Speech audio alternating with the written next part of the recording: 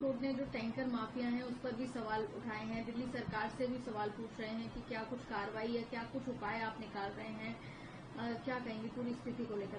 देखिए, बहुत दुखद है कि आज केंद्र सरकार और राज्य सरकार के आपसी झगड़ों को लेकर, पॉलिटिकल राइवलरी को लेकर यहाँ की आम जनता सफर कर रही है और सुप्रीम कोर्ट को उसमें इंटरवीन करना पड़ रहा है।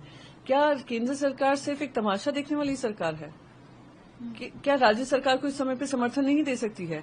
ये वही दिन याद दिलाता है जैसे कोविड के समय पर त्राही त्राही मची हुई थी ऑक्सीजन सप्लाई को लेकर दिल्ली में।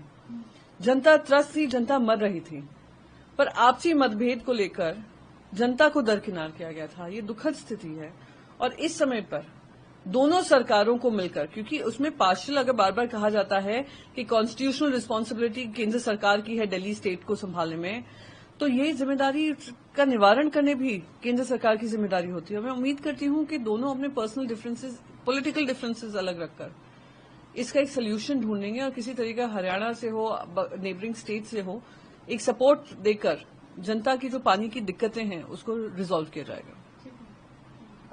इससे राज्यसभा का है, क्या कहेंगे? जो नवनिर्वाचित सदस्य शपथ लेंगे, जो मंत्री हैं वो बता रहे हैं अभिभाषण होगा राष्ट्रपति का, तमाम चीजें बताई रही हैं, क्या कहेंगे?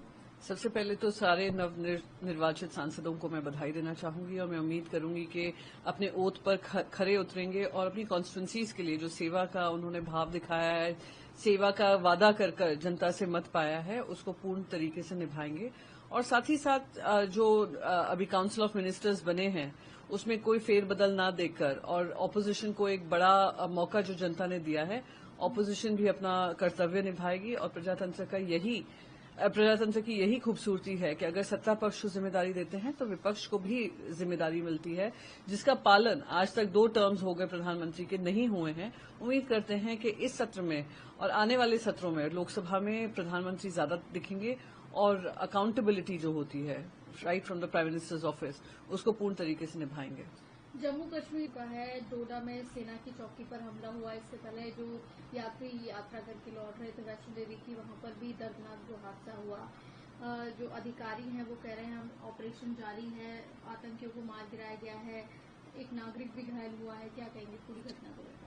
मैं कहूंगी कि बहुत ही दुर्भाग्यपूर्ण है और बहुत ही दुख होता है कि अभी भी नोटबंदी जब हुई कहा था आतंकवाद खत्म हो जाएगा, जब 370 धारा हटी थी कहा था आतंकवाद खत्म हो जाएगा। जो गृह मंत्री इन सबके जिम्मेदार रहे हैं फर्स्ट टर्म, सेकंड टर्म, उनको फिर से थर्ड टर्म दिया गया है। मणिपुर हो, जम्मू और कश्मीर हो, किसी तरीके से वहां पर जो वायलेंस है रुक नहीं रहा है। पर मैं अपनी आर्मी को पूरा सलाम देना चाहूंगी कि आर्मी अपनी जान पे खेलकर, अपनी जिम्मेदारी समझकर वहां पर पूर्ण तरीके से इन आतंकवादियों को रोकने में लगी है और उम्मीद करती हूं उनको जल्द से जल्द सक्सेस मिलेगी। और इस तरीके की गतिविधियां जो हो रही हैं, टेररिस्ट गतिविधियां हो रही हैं, उस पर लगाम लगेगा। अमरनाथ यात्रा के नेता कह रहे हैं कि ऐसे में लगता नहीं है कि इन परिस्थितियों में अमरनाथ यात्रा को हो पाएगी और देश सरकार को गंभीर होने की जरूरत है। लापरवाही की गई तो भविष्य में ऐसी और घटनाएं हो सकती हैं। केंद्र की जिम्मेदारी बनती है। अमरनाथ यात्रा एक महत्वपूर्ण यात्रा है हिंदू धर्म के लिए। हिंदुओं के लिए वो इंतजार करते हैं जब यात्रा की शुरुआत होगी और यात्रा में वो जाकर दर्शन ले पाएंगे। तो ये केंद्र सरकार की जिम्मेदारी है, ये देश के गृह मंत्री की जिम्मेदारी है कि हर एक नागरिक जो वहां पे जाकर दर्शन करता है, हर एक भक्त जो वहां पे जाकर दर्शन करने की मनोकामना रखता है, उनकी सेफ्टी की जिम्मेदारी केंद्र सरकार की है। और केंद्र सरकार ने इतनी बार वादे कर करके नॉर्मलसी दिखाने की कोशिश की है, पर सत्य यही है कि ये गृह मंत्री बिल्कुल फेल हुए हैं। जनता ने जब आपको वोट दिया है, जनता ने आपकी इन्हीं कमियों की वजह से आपको बहुमत नहीं दिया है।